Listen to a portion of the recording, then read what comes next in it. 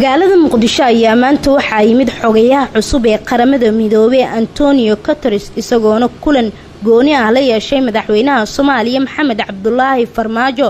madaxweyne Farmaajo ayaa warbaahinta u sheegay isaga iyo xogayaha guud ee Qaramada Midoobay in ay ka wada hadleen sidii loogu gurman lahaa dadka ay saameysay abaaraha ee ku sugan gobolada dalka qaarkood iyo sidii loo badbaadin lahaa dad badan oo halis ugu jira abaaraha sii baahaya ee dalka ka jira.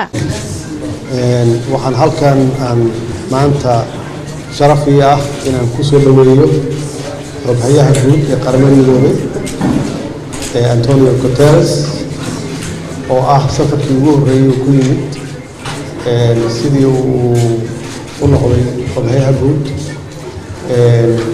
aad iyo aad ayaan ugu faraxsanahay.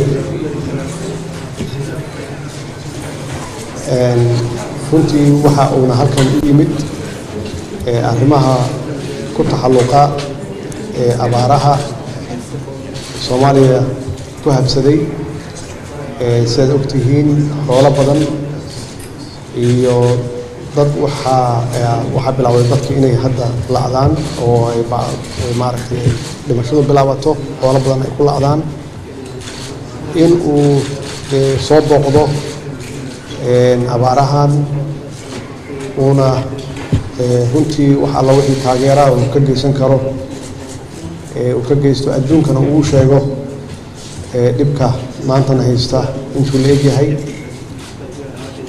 waxaan ka hadalnay arrimaha security-ga aan ka hadalnay ammaanka iyo sidii dadkaasi dhibaataysan oo tabaalaysan wax loo gaarsiin lahaa. waxaan rajaynaynaa insha Allah anoo Ilaahay ka baryana in uu abaarahan umada ka dulqaado. dhanka kale xogayaha cusub ee Qaramada Midoobay Antonia ayaa sheegay in safarka uu Mogadishu ku yimid oo ah safarkii ugu horeeyay uu yahay mid ay ku taageerayaan dadka ay abaaruhu saameeyeen oo gaaraya 6.2 milyan. I decided that I would make in Midoobay the first visit of my tenure as Secretary General of the United Nations.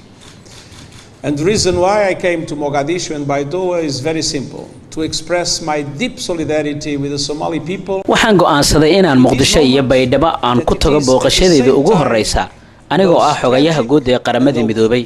sababta aan u imaaday magaalada Mogadishu ee aan Baydhabo ugu gudbayana waa mid iska cad, waa in aan muujiyaa sida dhow ee aan u garab taaganahay shacabka Soomaaliyeed. waqti xaadirkan waxay la mid tahay xaalad adag oo lagu jiro. xaqiiqiyan waxa loo baahan yahay in hay'adaha caalamka NGO-yada iyo dawladaba iska kaashadaan in si dhameystiran wax loogu qabtaa dadka dhibaataysan. toddobaadkii la soo dhaafay waxaan magaalada New York ka sheegay in loo baahan yahay in laga fogaado xaalad macluul ah oo ka dhici karta waqooyiga Nigeria, koonfurta Suudaan, dalka Yemen iyo Soomaaliya.